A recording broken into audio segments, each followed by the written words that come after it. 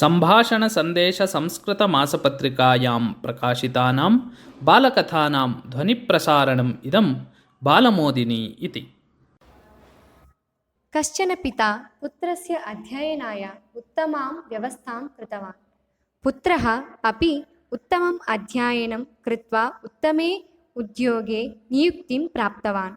अल्पे एव काले सः तस्याः संस्थायाः प्रमुखः अपि अभवत्। उत्तमा कन्या पित्रा तस्मै अन्विष्टा, अतः तस्य विवाहः अपि सम्पन्नः। अथ कदाचित् पिता तं द्रष्टुं तदीयकार्यालयं गतः। पुत्रस्य आधिन्ये शताधिकाः कार्यं कुर्वन्तः आसन्। सुसज्जे प्रकोष्ठे उपविष्टः आसीत् पुत्रः। पितरम् उपस्थितिं दृष्ट्वा सन्तोषेण स्वस्य आसनात् उत्थाय पादौ स्पृष्ट्वा पितरं नमस्कृतवान् सः। पिता तस्य स्कन्धे हस्तं स्थापयित्वा समन्दहासम् अपृच्छत्, कश्चित् प्रश्नं पृच्छामि, निष्कपटतया उत्तरं वक्तव्यं त्वया।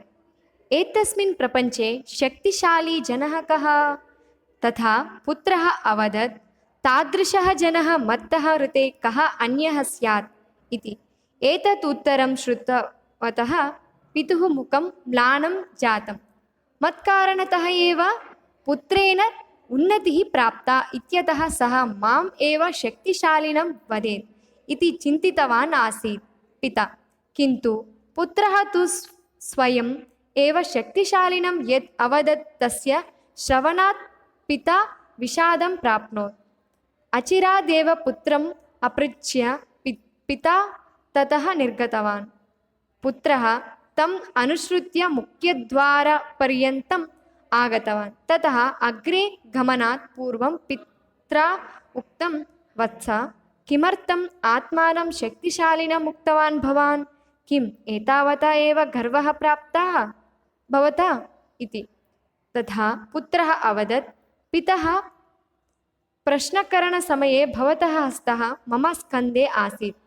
यस्य स्कन्धे पितुः हस्तः स्यात् सः किं महाशक्तिशालिः न? मम गर्वः तु भवान् मम पिता अस्ति इति विषये। पुत्रस्य वचनं श्रुत्वा तं दृढतया आलिङ्ग्य आनन्दाश्रूणि स्त्रावितवान् पिता।